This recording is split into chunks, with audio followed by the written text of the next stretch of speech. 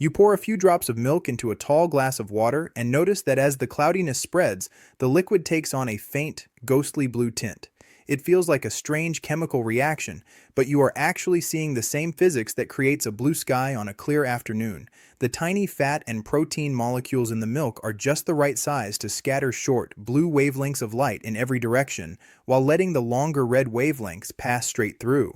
This is called the Tyndall effect, and it proves that color isn't always a pigment. Sometimes it is just the result of light crashing into tiny obstacles.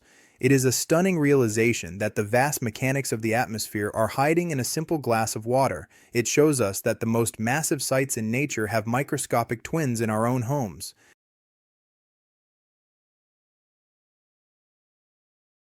When you open a fresh bottle of soda, you're greeted by that iconic hiss and rush of fizz.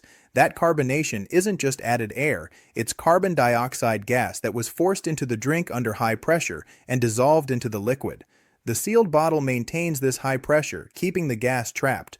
When you twist the cap, you release the pressure. Suddenly, the carbon dioxide can no longer stay dissolved, and it escapes in a rush of tiny bubbles. The hiss is the sound of millions of microscopic bubbles nucleating and rising at once. That refreshing tingle on your tongue is the feeling of a gas reclaiming its freedom from a liquid.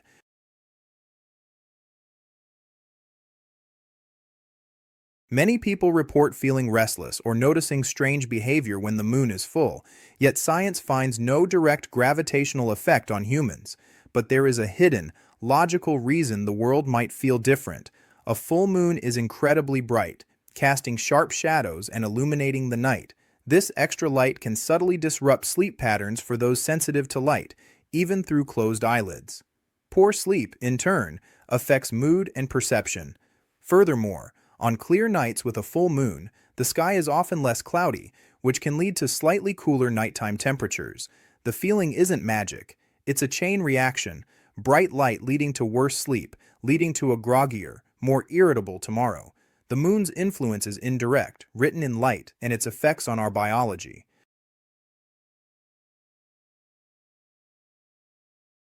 You slide a plain white piece of bread into the toaster, and a few minutes later, it pops up golden brown with a completely different savory aroma. It seems like the bread is just drying out, but you are actually witnessing a complex chemical transformation called the Maillard reaction. When the heat hits the bread, the sugars and proteins on the surface rearrange themselves into hundreds of new flavor molecules and ring-shaped structures that reflect light differently. This isn't just burning, it is the same process that gives seared steaks and roasted coffee their deep, rich flavors. Every morning, your kitchen becomes a high-heat laboratory where biology turns into delicious chemistry. It is a reminder that even the simplest snack is the result of a spectacular molecular makeover.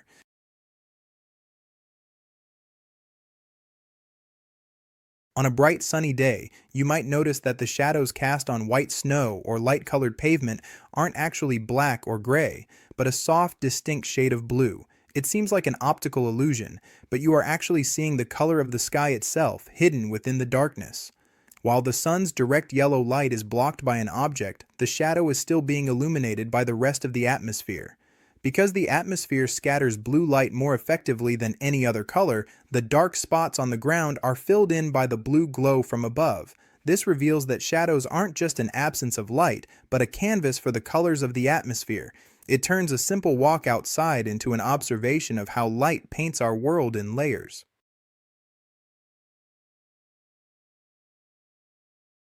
Late at night, when the house is quiet, you might hear a faint click or pop coming from your kitchen. It's not a mouse or a ghost. It's most likely your fridge or your metal kettle cooling down.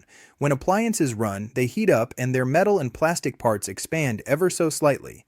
When they turn off and begin to cool, those same parts contract or shrink back to their original size. As they contract, they can suddenly shift against each other or against a screw, releasing stored energy as a sound. That small click is the sound of the metal remembering its original shape. It's a reminder that everything around us is constantly breathing, expanding, and contracting with changes in temperature, even when we're not looking.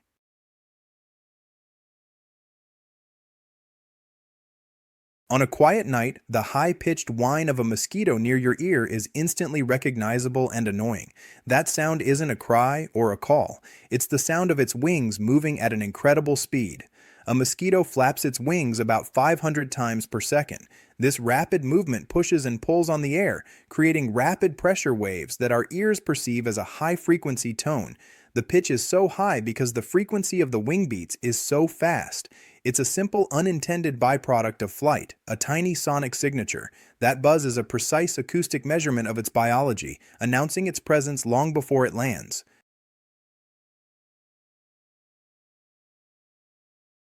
Light a candle in a still room, and its flame points straight up, but if you gently blow on it or walk past, the flame leans away from the movement. The flame isn't being pushed by the air, it's being pulled. The burning wax produces hot, buoyant gases that naturally rise, pulling in fresh oxygen from the sides to feed the combustion. This creates a steady upward flow. When you introduce a draft of cooler air from one side, it disrupts this balance. The cooler, denser air pushes into the base of the flame, and the hotter gases are pulled toward the lower pressure area created on the other side.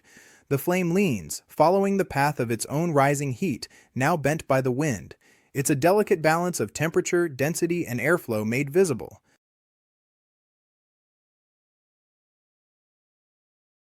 Before a pot of water boils, you'll see small bubbles forming on the bottom and sides, then rising and disappearing. It's easy to think these are air bubbles, but they're not.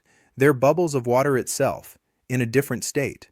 As the water heats, tiny pockets of water vapor, which is the gaseous form of water, form on imperfections in the pot. Since the surrounding water is still cooler, it causes these vapor bubbles to collapse almost instantly. That faint sizzling sound you hear is these tiny bubbles of steam being born and then vanishing. The water is literally trying to turn into steam long before it reaches a full, rolling boil, fighting against the weight of the cooler water above. It's a miniature battle between liquid and gas happening right on your stove.